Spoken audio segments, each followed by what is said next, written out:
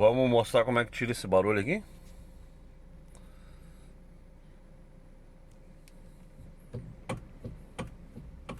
Barulho tão grande por causa de uma borrachinha tão pequena, né? Só que essa borrachinha pequenininha aqui dá trabalho, essa danada.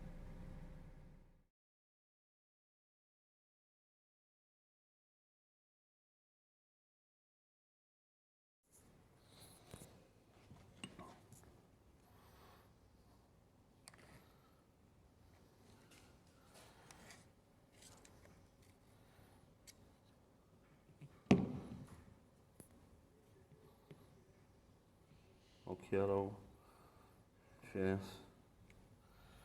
Uma ordem aqui.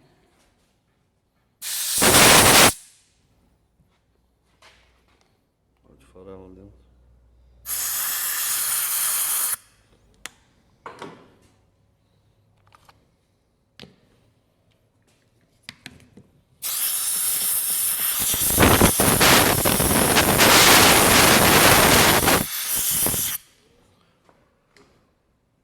Traz um paninho pra mim, né?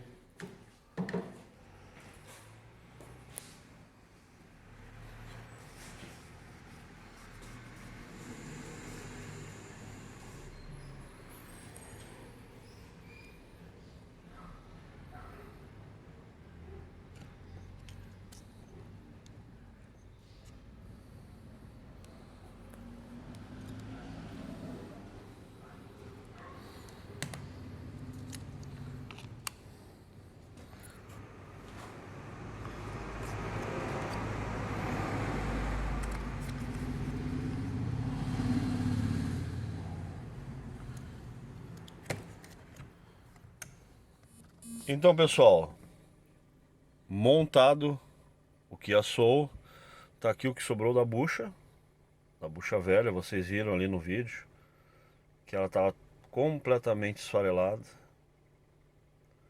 Então é uma buchinha que custa aí 15 reais, 20 reais, mas dá um trabalhinho para trocar.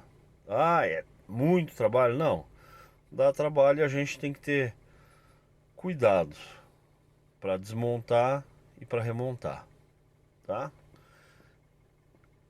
Proprietários de Kia Soul i30,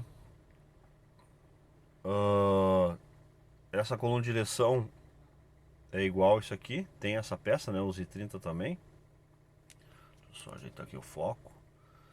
Então fica a dica, fazer a, ó, não tem mais barulho, ó. Feito, galera. Um abraço, até a próxima.